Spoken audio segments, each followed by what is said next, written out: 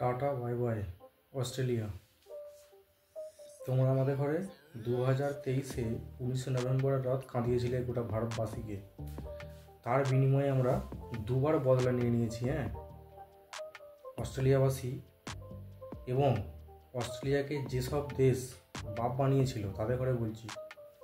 এবং ওই কলাগাছ দিদি কোথায় গেল আজকে?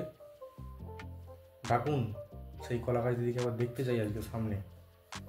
একটা দিন আমাদের খারাপ কী ছিল? ভাগ্য আমাদের সঙ্গে ছিল না। আজকেও ভাগ্য আমাদের সাথে পরিহাস করেছে, কিন্তু তার সত্ত্বেও ক্রিকেট দেবতা আমাদের সঙ্গে ছিল। আজ আমরা ম্যাচ জিতে নিয়েছি বস। ঠিক আছে, ওই একটা দিনের অপমান আমরা আগামী বিশ্বকাপ পর্যন্ত হয়তো সহ্য করে যাব। কারণ ওই দিন পার্শ্ববর্তী একটা দেশ প্রচণ্ড পরিমাণে উল্লাস করেছিল। সে উল্লাস দেখার মতো।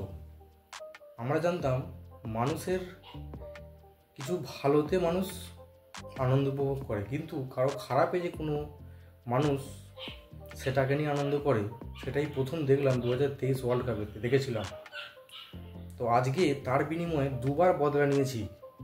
ভালো করে বলে দিই পার্শ্ববর্তী দেশকে, যারা অস্ট্রেলিয়াকে নতুন বাপ হিসেবে চেনো তোমাদের।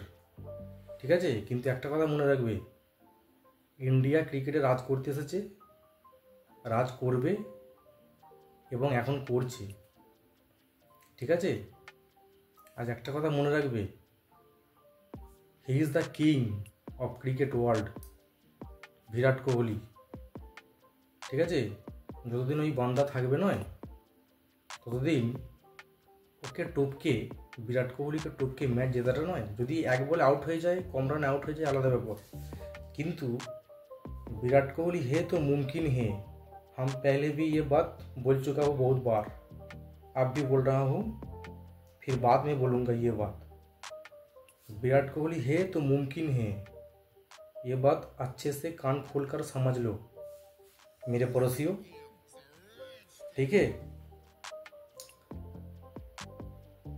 আমরা